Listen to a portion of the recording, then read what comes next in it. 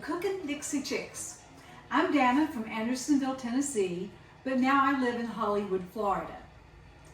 I started this YouTube channel because I wanted to share all those delicious foods that I enjoyed as a child so that my children, grandchildren, and great-grandchildren can prepare those foods in their kitchen.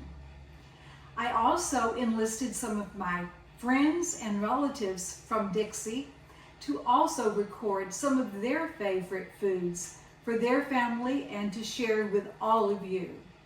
So let's get busy cooking in Dixie.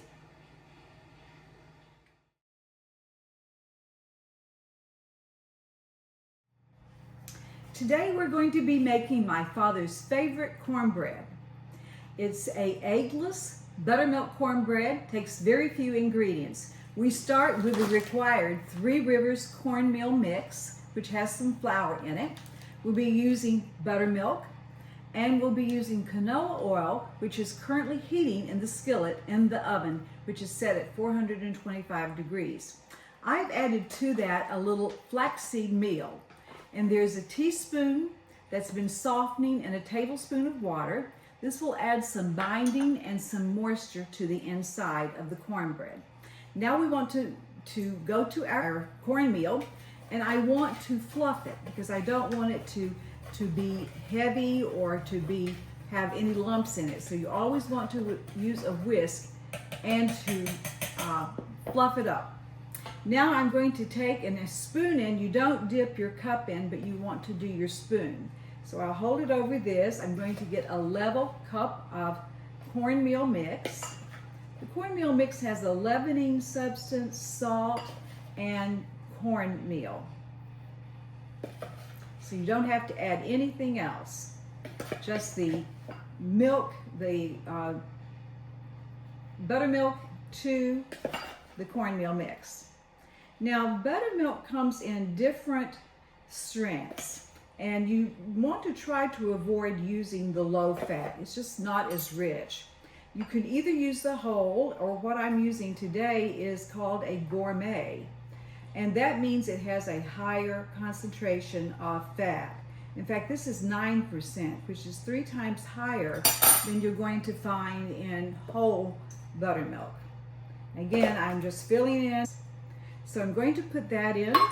Now I'm going to go ahead and add the flaxseed mixture. And then I'm going to start adding in my buttermilk. I'm going to add in about 3/4 of a cup, reserving a little bit to see if I really do need it at the end. And then I'm going to get my spoon and give it a stir. Again, you don't want to overwork this. I can tell that I'm going to need some more milk, so let me go ahead and pour in more milk.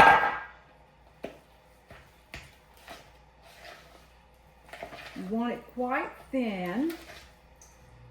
Again, I think it's going to take all of it this time. If you do need extra milk, it's oftentimes recommended to add regular sweet milk rather than more buttermilk to the mixture. I think this is going to just be about right though, and I'll show you the thickness of it in just a moment. So it's not thick, it will pour out easily, and that's what I'm going to do right now. So meet me on the other side of the kitchen. Okay, so now I'm going to take the skillet out of the oven.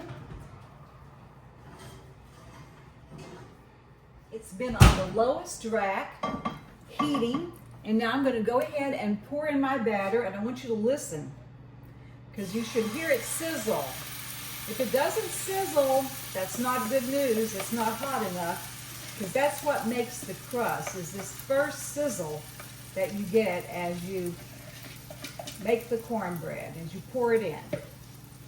So you just smooth it out just a little bit. And then I don't want to wait too long. I want to hurry and get it back in the oven before it has a chance to cool down.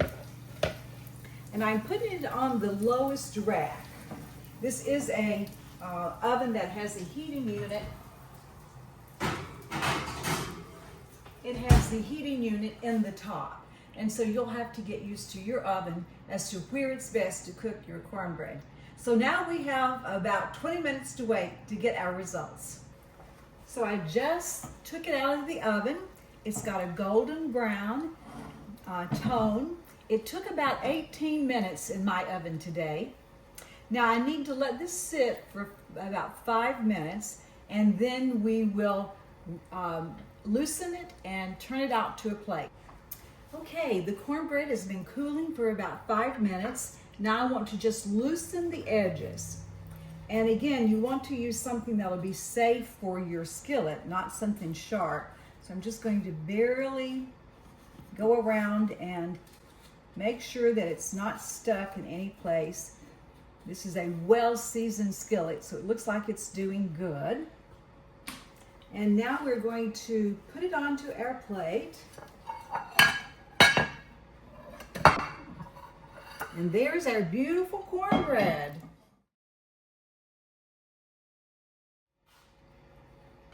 So our final result.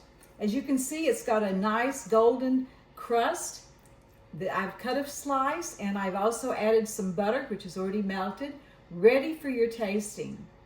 Now, you may be wondering why it's so thin.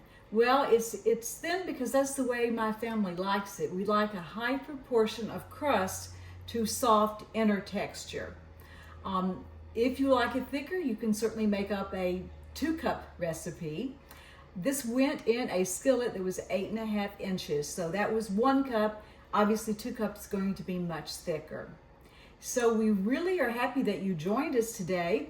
For the recipe, before I forget, it's going to be found in the comments below. I've also included some tips, not only about making cornbread, but about taking care of this really precious skillet, the cast iron skillet that is probably your favorite in the kitchen. So thanks for watching Cookin Dixie Chicks.